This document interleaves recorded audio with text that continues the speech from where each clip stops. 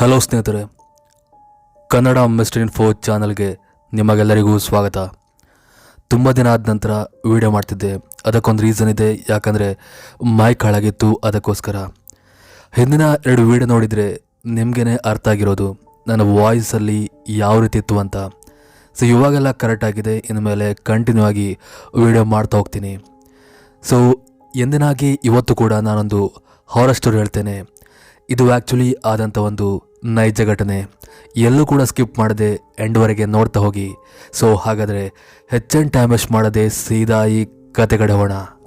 ಈ ಘಟನೆ ಆ್ಯಕ್ಚುಲಿ ಉಡುಪಿಯಿಂದ ಸುಬ್ರಹ್ಮಣ್ಯಕ್ಕೆ ಟ್ರೆಕ್ಕಿಂಗ್ಗೆ ಹೋದಂಥ 3 ವ್ಯಕ್ತಿಗಳ ಲೈಫಲ್ಲಿ ಆದಂಥ ಒಂದು ನೈಜ ಕತೆ. ಆ 3 ಆ್ಯಕ್ಚುಲಿ ವಿದ್ಯಾರ್ಥಿಗಳಾಗಿದ್ದರು. ಅವರ ಹೆಸರು ಈ ರೀತಿ ಇದೆ ಕೇಳಿ: ರಿತೀಶ್, ಜಾಯ್ ಹಾಗೆ ಪ್ರದೀಪ್ ಅಂತ. 3 ಕೂಡ ಒಂದೇ ಕಾಲೇಜಲ್ಲಿ ವ್ಯಾಸಂಗ ಮಾಡ್ತಿದ್ರು. ಆ್ಯಂಡ್ ಅವರಿಗೆ ತುಂಬ ದಿನದಿಂದ ಟ್ರೆಕ್ಕಿಂಗ್ ಹೋಗಬೇಕು, ಅದರಲ್ಲೂ ಸುಬ್ರಹ್ಮಣ್ಯದಲ್ಲಿರುವ ಕುಮಾರ ಪರ್ವತಕ್ಕೆ ಟ್ರೆಕ್ಕಿಂಗ್ ಹೋಗಬೇಕಂತ ತುಂಬ ಆಸೆ ಇತ್ತು. ಸೊ ಅವರೆಲ್ಲ ತುಂಬ ದಿನದಿಂದ ಅದಕ್ಕೋಸ್ಕರ ಪ್ಲ್ಯಾನ್ ಮಾಡ್ತಿದ್ರು. ಯಾವಾಗ ಕಾಲೇಜ್ ರಜೆ ಸಿಗುತ್ತೋ ಅಂತ ಕಾಯ್ತಿದ್ರು. ಆ್ಯಂಡ್ ಕೊನೆಗೂ ಒಂದಿನ ಆ ರಜೆ ಸಿಕ್ಕೇ ಬಿಡುತ್ತೆ. ಸೊ ಇವರು ಸೆಕೆಂಡ್ ಥಾಟ್ ಮಾಡದೆ ಅದೇ ಕೂಡಲೇ ಹೊರಡೋಕ್ಕೆ ಮುಂದಾಗ್ತಾರೆ. ಆ್ಯಂಡ್ ಹೊರಡೋ ಮುಂಚೆ ಒಂದು ಪರ್ಫೆಕ್ಟ್ ಪ್ಲ್ಯಾನ್ ಮಾಡಿ ಒಂದಿನ ರಾತ್ರಿ ಟೈಮೇ ಒಂದು 8 ಗಂಟೆ ಹಾಗೆ ಉಡುಪಿಯಿಂದ ತಮ್ಮ ಜರ್ನಿನ ಶುರು ಮಾಡ್ತಾರೆ. ಸೊ ಅವರು ಜರ್ನಿ ಮಾಡಲಿಕ್ಕೆ ಯೂಸ್ ಮಾಡಿದಂಥ ವೆಹಿಕಲ್ ಜಾಯ್ನ ಕಾರ್. ಜಾಯ್ನ ಫ್ಯಾಮಿಲಿ ಆ್ಯಕ್ಚುಲಿ ತುಂಬ ಇಂಪ್ರೂವ್ ಆಗಿದ್ದರಿಂದ ಫೈನಾನ್ಷಿಯಲಿ ಸೆಟ್ಲ್ ಆಗಿದ್ರು. ಜಾಯ್ ತನ್ನ ಮನೆಯವರ ಕಾರನ್ನು ತಗೊಂಡು ಬಂದು ರಿತೇಶ್ ಆಗಿ ಪ್ರದೀಪ್ ಇಬ್ಬರನ್ನ ಅವರವರ ಮನೆಯಿಂದ ಪಿಕ್ ಮಾಡಿಕೊಂಡು ಸುಬ್ರಹ್ಮಣ್ಯ ಕಡೆ ಹೋಗುವ ದಾರಿ ನಡೀತಾರೆ. ಸೊ ಎಲ್ಲರೂ ಆ ಒಂದು ಟೈಮಲ್ಲಿ ಅಲ್ಲಿಗೆ ತಮ್ಮ ಜರ್ನಿನ ಶುರು ಮಾಡ್ತಾರೆ. ಆ್ಯಂಡ್ ಇಲ್ಲಿ ಮತ್ತೊಂದು ವಿಷಯ ಇದೆ, ಅವರು ಸುಬ್ರಹ್ಮಣ್ಯಕ್ಕೆ ಹೋಗುವ ಚೂಸ್ ಮಾಡಿದಂಥ ದಾರಿ ಯಾವುದಂತ ಗೊತ್ತಿಲ್ಲ. ಆ್ಯಂಡ್ ಈ ಪರ್ಟಿಕ್ಯುಲರ್ ಆಗಿ ನಡೆದ ದೆವ್ವದ ಎಕ್ಸ್ಪೀರಿಯನ್ಸ್ ಏನಿದೆ ಅದು ಕೂಡ ಎಲ್ಲಾಗಿದಂಥ ಪರ್ಟಿಕ್ಯುಲರ್ ಜಾಗ ಗೊತ್ತಿಲ್ಲ. ಒಟ್ಟಿನಲ್ಲಿ ಉಡುಪಿಯಿಂದ ಸುಬ್ರಹ್ಮಣ್ಯಕ್ಕೆ ಹೋಗುವ ಆ ಒಂದು ದಾರಿಲೇನಿದೆ ಅವರಿಗೆ ಆದಂಥ ಎಕ್ಸ್ಪೀರಿಯನ್ಸ್ ಇದು.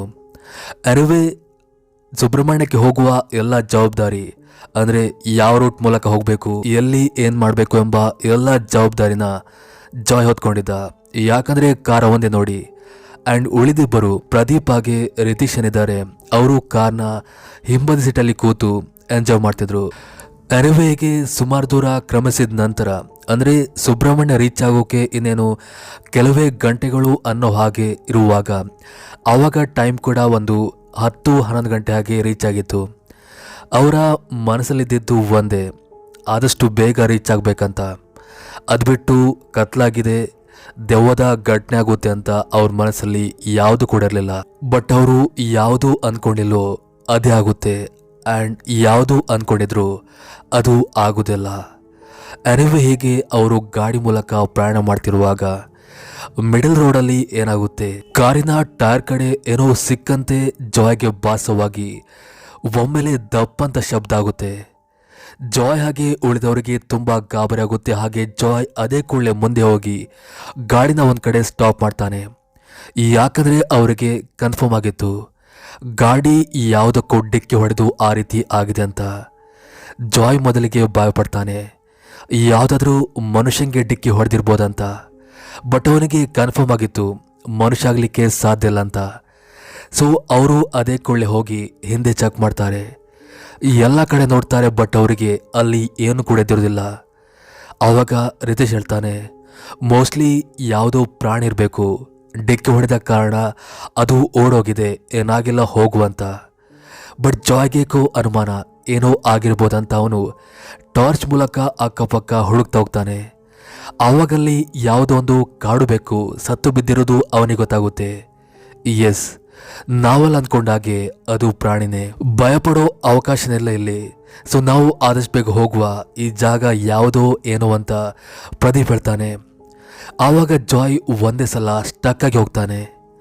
ಇವರಿಬ್ಬರು ಏನಾಯ್ತು ಅಂತ ಕೇಳಿದಾಗ ಅವನು ತನ್ನ ಕೈಯನ್ನು ದೂರದ ಕಡೆ ಸನ್ನೆ ಮಾಡ್ತಾನೆ. ಆವಾಗಲ್ಲಿ ಅವರಿಗೆ ದೂರ ಒಂದು ಕಡೆ ಬೆಂಕಿ ಉರಿತಿರುವ ಒಂದು ದೃಶ್ಯ ತೋರಿ ಬರುತ್ತೆ. ಅದು ಕಾಡಿನ ಮಧ್ಯೆ. ಇವರಿಂದ ತುಂಬ ದೂರದಲ್ಲಿ ಆ ಒಂದು ದೃಶ್ಯ ಆಗ್ತಿತ್ತು. ಇವರಿಗೆ ಅದನ್ನ ಕಂಡು ಒಂದ್ಸಲ ಮನಸ್ಸಿಗೆ ಬಂದಿದ್ದೆ ಕೊಳ್ಳಿದೆವ್ವ. ಇದು ನೋಡಲಿಕ್ಕೆ ಒಂಥರ ಫಾರೆಸ್ಟ್ ಥರ ಇದೆ.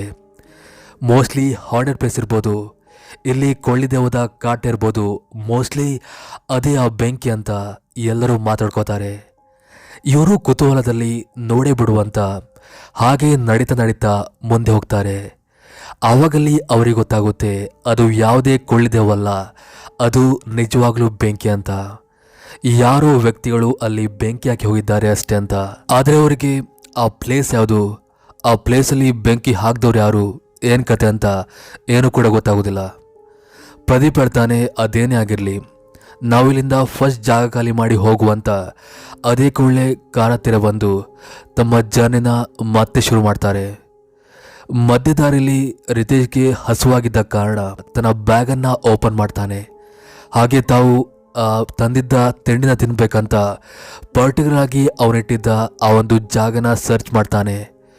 ಬಟ್ ಶಾಕಿಂಗ್ಲಿ ಬ್ಯಾಗ್ ಒಳಗಿದ್ದ ಅಷ್ಟು ತಿಂಡಿ ಕೂಡ ಮಾಯವಾಗಿತ್ತು. ಇವನಿಗೆ ಅರ್ಥ ಆಗೋದಿಲ್ಲ. ಮನೆಯಿಂದ ಬರುವಾಗ ತಂದಿದ್ದು ನಿಜ, ನಾನೇ ಬ್ಯಾಗ್ ಒಳಗೆ ಹಾಕಿದ್ದೆ ಆ್ಯಂಡ್ ಗಾಡೀಲಿ ಕೂಡ ಇಟ್ಟಿದ್ದೆ. ಆ್ಯಂಡ್ ನಂಗೆ ಗೊತ್ತಿರುವ ಹಾಗೆ ನಾವು ಯಾರು ಕೂಡ ಇಲ್ಲಿವರೆಗೆ ಬ್ಯಾಗ್ನ ಓಪನ್ ಮಾಡಿಲ್ಲ. ಹಾಗಾದರೆ ತಿಂಡಿ ಎಲ್ಲ ಎಲ್ಲೋಯ್ತು ಅಂತ ರಿತೇಶ್ಗೆ ಸೀರಿಯಸ್ಲಿ ಗಾಬರಿ ಆಗುತ್ತೆ. ಜಾಯ್ ಮಾತ್ರ ಅದ್ರ ಬಗ್ಗೆ ಗಮನ ಕೊಡದೆ ಅವನು ಆರಾಮಾಗಿ ಡ್ರೈವ್ ಮಾಡ್ತಿದ್ದ. ಆವಾಗ ಪ್ರದೀಪ್ ಅದು ಹೋಗ್ಲಿ ಬಿಡು, ನಾ ತಂದಿದ್ದೇನೆ, ಈ ತಿಂಡಿನ ತಿನ್ನುವ ಅಂತ ಅವನು ತನ್ನ ಬ್ಯಾಗನ್ನು ಓಪನ್ ಮಾಡ್ತಾನೆ. ಆದರೆ ಶಾಕಿಂಗ್ಲಿ ಇವನ್ ಆ ಬ್ಯಾಗ್ ಕೂಡ ಎಂಟಿ ಆಗಿತ್ತು. ಎಸ್, ಅವಾಗ ಅವ್ರಿಗೆ ಗೊತ್ತಾಗುತ್ತೆ. ನಾವು ಕಾರನ್ನು ಅಲ್ಲಿ ಸ್ಟಾಪ್ ಮಾಡಿದಾಗ ಯಾರೋ ನಮ್ಮ ಗಾಡಿ ಹತ್ತಿರ ಬಂದು ಗಾಡಿನ ಓಪನ್ ಮಾಡಿ ಬ್ಯಾಗಲ್ಲೆಲ್ಲ ಚೆಕ್ ಮಾಡಿದ್ದಾರೆ. ಆ್ಯಂಡ್ ಅವರಿಗೆ ಇಲ್ಲಿ ಕತ್ಕೊಂಡು ಹೋಗ್ಲಿಕ್ಕೆ ಬೇರೆ ಏನೂ ಸಿಗದ ಕಾರಣ ಈ ತಿಂಡಿನೆಲ್ಲ ಎತ್ಕೊಂಡೋಗಿದ್ದಾರಂತ ಅವ್ರಿಗೆ ಗೊತ್ತಾಗುತ್ತೆ. ಆ್ಯಂಡ್ ಆ ಗಾಡಿ ಅಡಿ ಸಿಕ್ಕಿ ಆಕ್ಸಿಡೆಂಟ್ ಆಗಿದ್ದು ಇದು ಮೋಸ್ಟ್ಲಿ ಯಾರೋ ಡಕಾಯಿತರು ನಮ್ಮನ್ನು ಲೋಟಿ ಮಾಡಲಿಕ್ಕೆ ಮಾಡಿರೋ ಪ್ಲ್ಯಾನ್ ಅಂತ ಅವರಿಗೆ ಕನ್ಫರ್ಮ್ ಆಗುತ್ತೆ. ಹಾಗೆ ಪ್ರದೀಪ್ ಹಾಗೆ ರಿತೇಶ್ ಜಾಯ್ಗೆ ವಾರ್ನ್ ಮಾಡ್ತಾರೆ, ನೀನೇನು ಮಾಡ್ತೀವೋ ಗೊತ್ತಿಲ್ಲ, ಆದಷ್ಟು ಬೇಗ ನಾವು ಈ ರೂಟ್ನ ಖಾಲಿ ಮಾಡಿ ಮುಂದೆ ಹೋಗಬೇಕು, ಸ್ಪೀಡಲ್ಲಿ ಗಾಡಿ ಓಡಿಸುವಂತ. ಜಾಯ್ ಕೂಡ ಸರಿ ಅಂತ ಸ್ಪೀಡಲ್ಲಿ ಗಾಡಿ ಓಡಿಸ್ತಾ ಹೋಗ್ತಾನೆ. ಹೀಗೆ ಸುಮಾರು ದೂರ ಜರ್ನಿ ಮಾಡಿದ ನಂತರ ರಿತೇಶ್ ಆಗಿ ಪ್ರದೀಪ್ಗೆ ಸಾಕಾಗಿ ಅವರಲ್ಲೇ ನಿದ್ದೆಗೆ ಜಾರ್ತಾರೆ.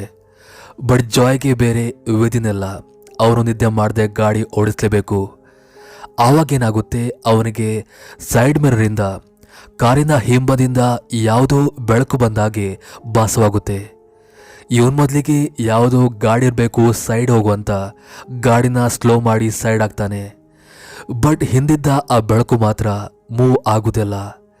ಇವನು ತುಂಬ ಸಲ ಹಾರ್ನ್ ಹೊಡಿತಾನೆ, ಸನ್ನೆ ಮಾಡ್ತಾನೆ, ಎಲ್ಲ ಮಾಡ್ತಾನೆ. ಬಟ್ ಆ ಬೆಳಕು ಮಾತ್ರ ಅಲ್ಲಿಂದ ಮೂವ್ ಆಗುವುದಿಲ್ಲ. ಇವನಿಗೆ ಡೌಟ್ ಬರುತ್ತೆ, ನಿಜವಾಗ್ಲೂ ಬೆಳಕ ಇಲ್ಲ ಬೇರೆನಂತ. ಅವನು ಒಮ್ಮೆಲೆ ಗಾಡಿ ಸ್ಟಾಪ್ ಮಾಡಿ ಗಾಡಿಯಿಂದ ಕೆಳಗಿಳಿದು ನೋಡ್ತಾನೆ. ಶಾಕಿಂಗ್ಲಿ ಅಲ್ಲಿ ಯಾವ ಬೆಳಕು ಕೂಡ ಎದುರುದಿಲ್ಲ. ಎಸ್, ಅವನಂದ್ಕೊಂಡಾಗೆ ಅವನ ಕಾರಿನ ಹಿಂಬದಿಂದ ಯಾವುದೇ ಗಾಡಿ ಕೂಡ ಬರ್ತಿರ್ಲಿಲ್ಲ. ಹಾಗಾದರೆ ನನಗೆ ತೋರಿದಂಥ ಆ ಬೆಳಕು ಯಾವುದು ಅಂತ ನಿಜವಾಗ್ಲೂ ಅರ್ಥವಾಗದೆ ಮತ್ತೆ ಪುನಃ ಗಾಡಿ ಏರಿ ಅವನು ಮತ್ತೆ ತನ್ನ ಜರ್ನಿನ ಶುರು ಮಾಡ್ತಾನೆ. ಈ ಮಧ್ಯೆ ಅವನಿಗೆ ಯಾಕೋ ಕಾರಿನ ಸೈಡಿಂದ ಏನೋ ಮೂವ್ ಆದಂತೆ ಭಾಸವಾಗುತ್ತೆ. ಇವನು ತನ್ನ ವಿಂಡೋನ ಡ್ರಾಪ್ ಮಾಡಿ ಆ ಕಡೆ ನೋಡ್ತಾನೆ. ನೋಡಿದರೆ ಯಾವುದೊಂದು ಬಿಳಿಯ ಆಕೃತಿ ಕಾಡಿನ ಆ ಕಡೆಯಿಂದ ಇವನ ಕಾರಿನ ವೇಗಕ್ಕೆ ಸಮವಾಗಿ ಓಡ್ತಿರುತ್ತೆ. ಎಸ್, ಯಾವುದೋ ಒಂದು ಬಿಳಿ ಆಕೃತಿ ಆ ಕತ್ಲಲ್ಲಿ ಅವನಿಗೆ ಕರೆಕ್ಟಾಗಿ ತೋರ್ತಿತ್ತು. ಅದು ಇವನಿಗೆ ಕಾಂಪಿಟೇಷನ್ ಕೊಡ್ತಾ ಇದ್ದಾಗಿತ್ತು. ಅಂದರೆ ಇವನ ಗಾಡಿಯ ಸಮಕ್ಕಾಗಿ ಅದು ಓಡ್ತಾ ಬರ್ತಿತ್ತು. ಇವನಿಗೆ ಗಾಬರಿಯಾಗಿ ಅದೇ ಕೂಡಲೇ ಒಮ್ಮೆಲೆ ಕಿರುಚ್ತಾನೆ. ಹಾಗೆ ಎಲ್ಲರಿಗೂ ಇನ್ಫಾರ್ಮ್ ಮಾಡ್ತಾನೆ. ಉಳಿದವರು ಏನಾಯ್ತು ಅಂತ ಕೇಳಿದಾಗ ಅವನು ಎಲ್ಲ ವಿಷಯನ ಶೇರ್ ಮಾಡ್ತಾನೆ. ಯಾವುದೋ ಆಕೃತಿ ನಮ್ಮನ್ನ ಫಾಲೋ ಮಾಡ್ಕೊಂಡು ಬರ್ತಾ ಇದೆ, ಹಿಂದೆ ಗಾಡಿನ ಎತ್ತು ಇವಾಗ ಗಾಡಿ ಸೈಡಿಂದ ನನ್ನ ಸಮಕ್ಕಾಗಿ ಓಡಿ ಬರ್ತಿದೆ ಅಂತ. ಇವರು ಏನಿರ್ಬೋದಂತ ಅಕ್ಕಪಕ್ಕೆಲ್ಲ ಚೆಕ್ ಮಾಡ್ತಾರೆ. ಬಟ್ ಏನು ಕೂಡ ಇರೋದಿಲ್ಲ. ಆ್ಯಂಡ್ ಒನ್ ಮೂಮೆಂಟಲ್ಲಿ ಅವರು ಗಾಡಿನ ಎಳಿತಾರೆ. ಆವಾಗ ಅಲ್ಲಿದ್ದ ಪ್ರದೀಪ್ಗೆ ತನ್ನ ಮೈಯಿಂದ ಏನೋ ಆಗ್ತಿರೋ ಹಾಗೆ ಅವನಿಗೆ ಭಾಸವಾಗುತ್ತೆ. ಅಂದರೆ ಚಳಿಗಾಲದ ಟೈಮ್ ಆಗಿದ್ರೂ ಕೂಡ ಅವನಿಗೆ ಹೀಟ್ ಆದಾಗೆ ಭಾಸವಾಗುತ್ತೆ.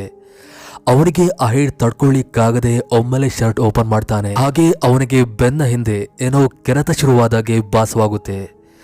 ಜಾಯ್ ಹೋಗಿ ಏನಿರ್ಬೋದಂತ ಬೆನ್ ನೋಡ್ತಾನೆ. ನೋಡಿದ್ರೆ ಅಲ್ಲಿ ಯಾರದೋ ಬೆರಳಿನ ಅಚ್ಚಲೆ ಬಿದ್ದಿರುತ್ತೆ. ಅಂದರೆ ಯಾರಾದರೂ ಬೆರಳಿಂದ ಗೀಚಾಕಿದಾಗ ಯಾವ ರೀತಿ ಗಾಯ ಆಗುತ್ತೆ ನೋಡಿ, ಅಲ್ಲಿ ಅದೇ ರೀತಿತ್ತು. ಆ್ಯಂಡ್ ಇಲ್ಲಿ ಸಿಂಪಲ್ ಆಗಿ ಹೇಳ್ಬೇಕಂದ್ರೆ ದೆವ್ವ ಗೀಚಿದಾಗಿತ್ತು. ನನ್ನ ಪ್ರಕಾರ ಅವರು ಆ ದಾರಿನ ಬರ್ತಿರುವಾಗ ಯಾವುದೋ ಒಂದು ಅಮಾನುಷ ಶಕ್ತಿ ಅವ್ರನ್ನ ಫಾಲೋ ಮಾಡ್ಕೊಂಡ್ಬಂದು ಅವರಿಗೆ ಈ ರೀತಿಯೆಲ್ಲ ತೊಂದರೆ ಕೊಡ್ತಿದೆ ಅಂತ. ಇವರಿಗೆ ಗ್ಯಾರಂಟಿ ಆಗುತ್ತೆ ಇದು ಗ್ಯಾರಂಟಿ ದೆವ್ವನೇ ಅಂತ. ಈ ರೀತಿ ಪ್ರಯಾಣ ಮಾಡಿದರೆ ಸರಿಯಾಗಲ್ಲ. ಏನಾದರೂ ಎಲ್ಲಾದರೂ ಹೋಗಿ ರೆಸ್ಟ್ ಮಾಡಬೇಕು ಅಂತ ಅವರು ಅದೇ ಕೂಡಲೇ ಕಾರ್ ಏರಿ ಮುಂದೆ ಯಾವುದಾದ್ರೂ ಮನೆ ಸಿಗುತ್ತಾ ಅಂತ ನೋಡ್ತಾ ಹೋಗ್ತಾರೆ. ಪುಣ್ಯಕ್ಕೆ ಅವರು ಹೋದ 5 ನಿಮಿಷದಲ್ಲಿ ಅವರಿಗೆ ರೋಡ್ ಸೈಡಲ್ಲಿ ಒಂದು ಮನೆ ಸಿಗುತ್ತೆ. ಹಾಗೆ ಅಲ್ಲೋಗಿ ಅವರು ಆಶೆ ಪಡಿತಾರೆ. ಅಲ್ಲಿ ಅವರಿಗೆ ಕೊನೆಗೂ ಒಂದು ವಿಷಯ ಗೊತ್ತಾಗುತ್ತೆ. ಅದೇನಪ್ಪ ಅಂದರೆ ಯಾವಾಗ ಅವರು ಆ ಗಾಡಿನ ಸ್ಟಾಪ್ ಮಾಡಿದ್ರು, ಎಲ್ಲಿ ಅವರು ಆ ಬೆಂಕಿನ ನೋಡಿದ್ರು, ಅದು ಆ್ಯಕ್ಚುಲಿ ಒಂದು ಸ್ಮಶಾನ ಆಗಿತ್ತು. ತುಂಬ ಜನರ ಶವನ ಅಲ್ಲಿ ಸುಟ್ಟಿದ್ದಾರೆ. ಆ್ಯಂಡ್ ತುಂಬ ಜನಕ್ಕೆ ಅಲ್ಲಿ ದೆವ್ವದ ಎಕ್ಸ್ಪೀರಿಯನ್ಸ್ ಆಗಿದೆ ಅಂತ. ಆ್ಯಂಡ್ ಆವಾಗ ಆ ಮೂವರಿಗೆ ಗೊತ್ತಾಗುತ್ತೆ ಆವಾಗ ಗಾಡಿಲಾಗಿದ್ದು ಯಾವುದೇ ಕಳ್ಳರ ಡಕಾಯಿತರ ಕೆಲಸ ಅಲ್ಲ, ಅದು ದೆವ್ವದ ಕೆಲಸ ಅಂತ.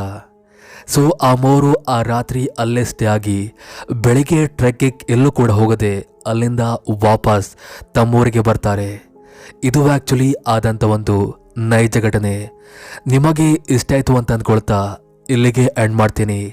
ಸೊ ಇದಿಷ್ಟು ಇವತ್ತಿನ ಕತೆ. ಮತ್ತೊಂದು ಕತೆ ಒಟ್ಟಿಗೆ ಮತ್ತೆ ಸಿಗ್ತೀನಿ. ಅಲ್ಲಿವರೆಗೂ ಥ್ಯಾಂಕ್ ಯು ಫಾರ್ ವಾಚಿಂಗ್.